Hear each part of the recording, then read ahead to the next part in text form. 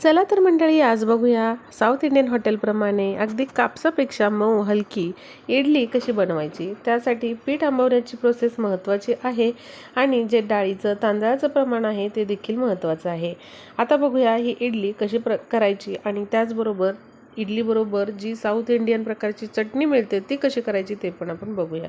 त्यासाठी इथे 4 वाटी रेशनचा तांदूळ घेतलेला आहे। हॉटेलमध्ये जास्त प्रमाणामध्ये इडली बनवली जाते म्हणून हलका आणि स्वस्त तांदूळ वापरला जातो।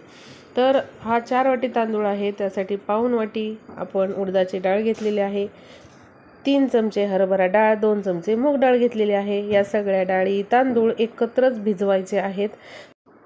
आता बघा, एक सिक्रेट टिप म्हणजे डाळ तांदूळ भिजवत असतानाच आपल्याला यामध्ये 1 वाटी पोहे भिजवायचे आहेत। म्हणजे जेवढ्या प्रमाणामध्ये डाळ तांदूळ तुम्ही घेतलेले आहेत तर त्या प्रमाणानुसार आपल्याला पोहे इथे भिजवायचे आहेत आणि हेच हॉटेलवाले ही ट्रिक वापरतात।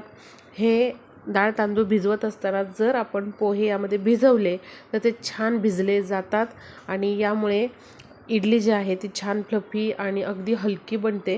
आता एक 5 ते 6 तास हे चांगलं भिजवून घ्यायचं सगळं आणि हे आपल्याला दळून घ्यायचं आहे। अगदी आपल्याला हे पीठ छान असं रवाळ बारीक करून घ्यायचं आहे आणि एका मोठ्या पातेल्यामध्ये आपल्याला ते काढून घ्यायचं आहे। सगळं पीठ जे आहे तर ते अशा प्रकारे आपल्याला दळून घ्यायचं आहे। डाळ तांदूळ छान अशी वाटून घ्यायची आहे आणि पूर्ण रात्रभर आपल्याला हे आंबवण्यासाठी ठेवून द्यायचं आहे।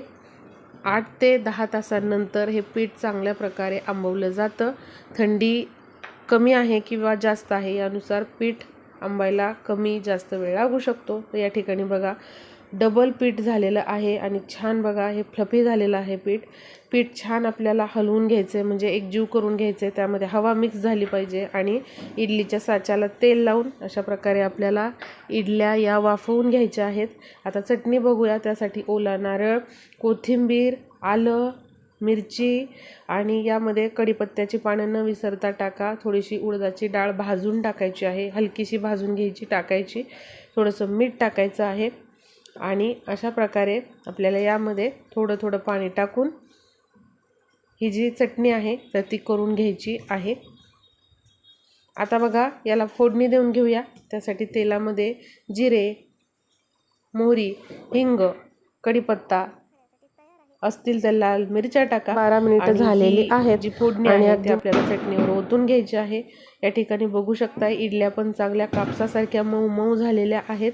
दिलेल्या टिप्स ज्या आहेत त्या नक्की तुम्ही फॉलो करा आणि अशी इडली तुम्ही देखील बनवून बघा। धन्यवाद।